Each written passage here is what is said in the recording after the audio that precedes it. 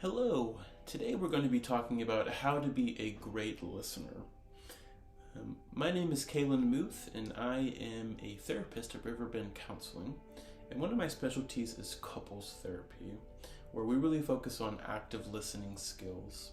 Now, what exactly does active listening skills mean? We're going to review that today. We're going to go through the Gottman method, how to do that. So, how to be a great listener. Building love and trust involves really listening to our partners, which is not as easy as it sounds. Asking the right questions, empathizing, and making someone feel understood are skills that can dramatically increase intimacy in any relationship. To help you learn how to do this, we recommend that you periodically take your partner's emotional temperature. You'll ask, among other things, "How are you doing?" Not out of politeness, because you really want to know. So there are 3 main steps that I would love for you to follow along that can help enhance your ability to actively listen. Number 1, prepare yourself. Shift the focus away from you. Postpone your own agenda just for a while. It's not about being interesting, it's about being interested, genuinely, in the other person. Tune into your partner's world. Hear your partner's pain, even if you don't agree with the details. And try to see your partner's world from her or his perspective, not your own. So step 1, prepare yourself. Step 2, attune. That means it's your job as a listener to be present with your partner. Do not minimize your partner's feelings.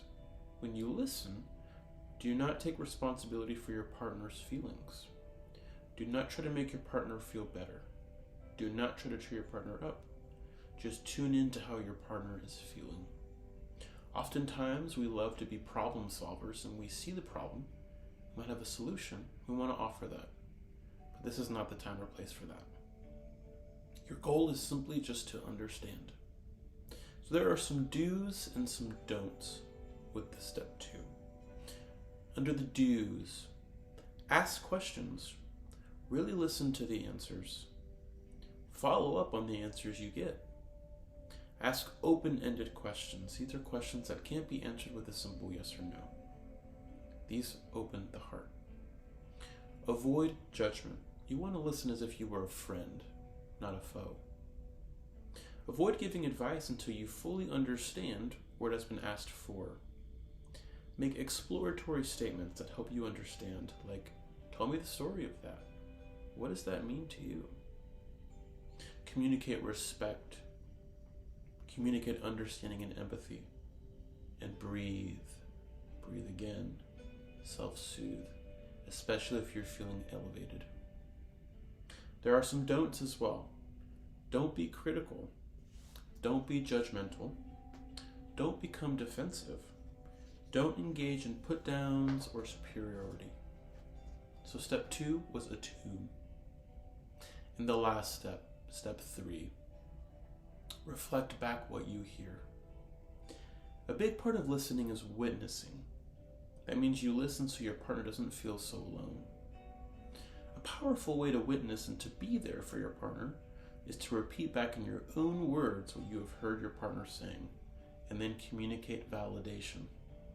You could say something like, "I hear that you're saying," fill in the blank. "And it makes sense to me why you would feel that way, because," fill in the blank. For example, you might witness your partner's sadness like this. "I hear you saying that it gets worse at night, and that you really miss the times we used to go out for Chinese food and a movie. I do understand that. I miss those times too." Don't offer a suggestion, problem solving, or advice. Or for example, you might witness your partner's anger by saying, "I hear you saying that my sister can be hostile and mean. I've seen that in her myself at times. I totally understand why she made you feel mad last week.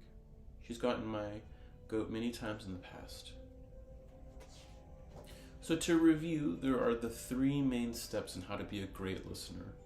The first one is to prepare yourself, to keep your own agenda aside, to remove any inherent bias entering the conversation. Step 2 is to attune. This is where we explore more. We're asking those open-ended questions to get a deeper understanding of where our partner is coming from. And then lastly, reflecting back what you heard. This is to enhance clarity and to make sure that what your partner is trying to say makes sense to you and that you fully understand it. If you have any more questions, I would love to discuss with you further, but I hope that these 3 steps help you to become the best listener you can. Thank you so much.